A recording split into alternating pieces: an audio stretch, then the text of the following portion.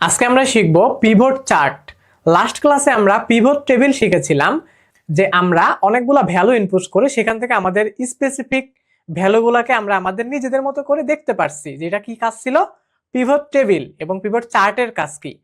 আমরা যে একটা পিভট টেবিল তৈরি করেছি, সেই টেবিলটাকে যদি আমরা চার্ট আকারে দেখতে চাই, তখন আমরা পিভট চার্ট তৈরি করব। তো পিভট চার্ট কিভাবে তৈরি করতে হয় চলেন শিখে ফেলি কম্পিউটারে মাইক্রোসফট অফিস এক্সেল থেকে। তো এখন কম্পিউটার স্ক্রিনে আমরা দেখব যে আমরা পিভট চার্ট কিভাবে তৈরি করব। পিভট চার্ট তৈরি করার জন্য আমাদেরকে পিভট টেবিল তৈরি করে নিতে হবে ফার্স্ট। এরপরে সেই টেবিল থেকে আমরা চার্টে কনভার্ট করব। তো আমরা একটা টেবিল তৈরি করে নিচ্ছি, পিভট টেবিল। এটা নিয়ম কি? আমরা একটা সেলে আসলাম, দেন ইনসার্ট থেকে পিভট টেবিলে আসলাম, দেন আমাদের টোটাল ইনফরমেশনগুলো সিলেক্ট হয়ে গেছে। এখন আমি ওকে প্রেস করলাম, দেন একটা শীট 2 এটাকে আমি রিনেম করে পিভট চার্ট করে দিলাম। ওকে, এখন আমরা চাচ্ছি যে আমাদের কাস্টমার এবং তার এগেনস্টে আমরা কি পরিমাণ রেভিনিউ আর্ন করছি এই জিনিসটা আমি গ্রাফিক্যালি চার্টের মাধ্যমে দেখব। তখন আমরা এখান থেকে কাস্টমার নেমটাকে রোয়ে এনে ছেড়ে দিলাম। এখানে কাস্টমার নেমগুলো দেখাচ্ছে, আমি একটু জুম করে নেই। কাস্টমার নেমগুলো এখানে দেখাচ্ছে এবং তাদের এগেনস্টে আমাদের কার এগেনস্টে কি পরিমাণ আমরা রেভিনিউ আর্ন করছি এইটা দেখি। আমি রেভিনিউটাকে এনে ভ্যালুতে ছেড়ে দিলাম। তো আলামিন, ওর পিছনে আমার রেভিনিউ আসছে এত টাকা, ওর জন্য এত টাকা, ওর জন্য এত টাকা। এটা আমাদের পিভট টেবিল। আমরা পিভট টেবিল থেকে দেখলাম যে আমি কার এগেনস্টে কত করে রেভিনিউ পাইছি।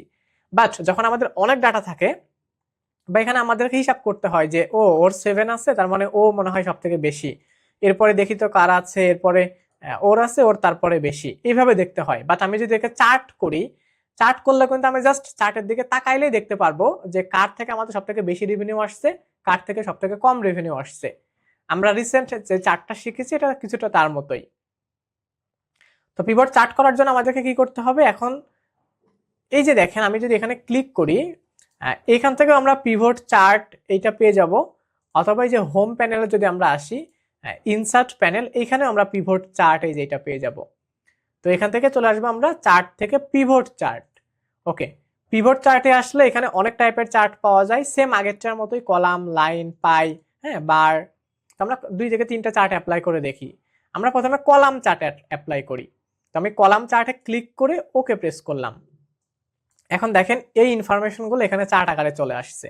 যেমন নাম চলে আসছে আলামিন, আতিফ, রাকিব, রাইহান, রনি। আচ্ছা, এবং একটা হচ্ছে ব্ল্যাঙ্ক আসছে। আমরা আমাদের ব্ল্যাঙ্কটাকে হচ্ছে আমরা অ্যাভয়েড করি। ওকে, তো এই যে এই প্যানেলটা যদি আমরা খেয়াল করি, এখান থেকে দেখেন আতিফের সব থেকে বেশি, তার মানে তার থেকে আমাদের সব থেকে বেশি রেভিনিউ আসছে। এবং রনির হচ্ছে সব থেকে কম, নিচের দিকে এটা, রনির থেকে আমরা সব থেকে কম রেভিনিউ পাইছি। আবার আমরা এখান থেকে ইন্ডিভিজুয়ালি কিন্তু সিলেক্ট অল না দিয়ে যদি জাস্ট আতিফের দেখি, তাহলে একজনের দেখতে পারতেছি তার এই যে এরকম। অথবা আমি জাস্ট চাচ্ছি দুইজনেরটা কম্পেয়ার করব, আতিফের সাথে রায়হানেরটা কম্পেয়ার করব। এই দুজনকে সিলেক্ট করে যদি ওকে প্রেস করি, তখন এই দুজনেরটা আমরা দেখতে পারবো। এভাবে আমরা আমাদের পছন্দ মতো করে গ্রাফিক্যালি দেখতে পারি। এবং চাইলে আমরা কিন্তু এগুলো যেহেতু শেপ, আমরা এই ফরম্যাট থেকে এগুলাকে ইন্ডিভিজুয়ালি কালার অ্যাপ্লাই করতে পারি সুন্দর সুন্দর। এটা ছিল হচ্ছে আমাদের একটা, এখান থেকে আমি আবার সিলেক্ট অল করে দেই। এটা হচ্ছে একটা লাইন চার্ট, আমি এটা ডিলিট করে দিলাম।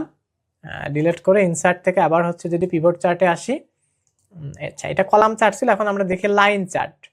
দেন হচ্ছে ওকে প্রেস করলাম। এখন দেখেন লাইন চার্ট কিন্তু দেখাচ্ছে। আমাদের এই যে রেভিনিউটা, এটা আলামিনের ক্ষেত্রে এরকম ছিল, আতিফের ক্ষেত্রে এসে একটু বেড়েছে, রাকিবের ক্ষেত্রে এসে একটু কমেছে, এবং রায়হানের ক্ষেত্রে এসে আরো কমছে, রনের ক্ষেত্রে এসে একদম কমছে।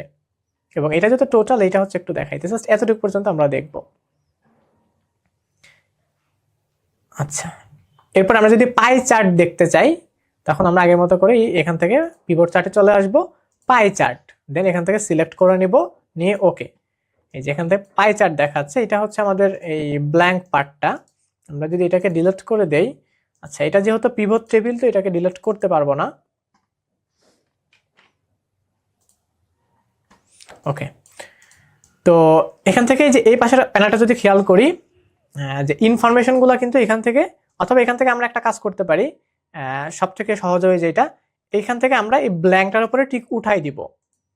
তাহলে হচ্ছে ব্ল্যাঙ্কটা আমাদের এখান থেকে হাইড হয়ে যাবে চার্টের ক্ষেত্রে। এটা সবগুলোর ক্ষেত্রেই করতে পারেন। তো দেন কিন্তু আমি জাস্ট ইনফরমেশনগুলোর চার্ট এখন দেখতে পারতেছি। এখান থেকে অরেঞ্জ কালারটা সব থেকে বেশি, তার মানে এটা সব থেকে বেশি রেভিনিউ দিছে, এবং এটাকে আতিফ। এবং এই যে এই ব্লুটা সব থেকে কম, এটাকে রনি, সে সব থেকে কম রেভিনিউ দিছে। এইভাবে কিন্তু আমরা খুব সহজে একটা পিভট টেবিল থেকে পিভট চার্টে কনভার্ট করতে পারি বা চার্ট আকারে দেখতে পারি। ওকে, পিভট চার্ট শেষ। তো আপনারা পিভট টেবিল এবং চার্টটাকে কম্বাইন করে শিখবেন। দেখতে দেখতে কিন্তু আমরা এক্সেলের একদম শেষ পর্যায়ে চলে এসেছি। পিভট চার্ট এবং পিভট টেবিলের মাধ্যমে আমাদের এক্সেলের লেসনটা শেষ হয়েছে।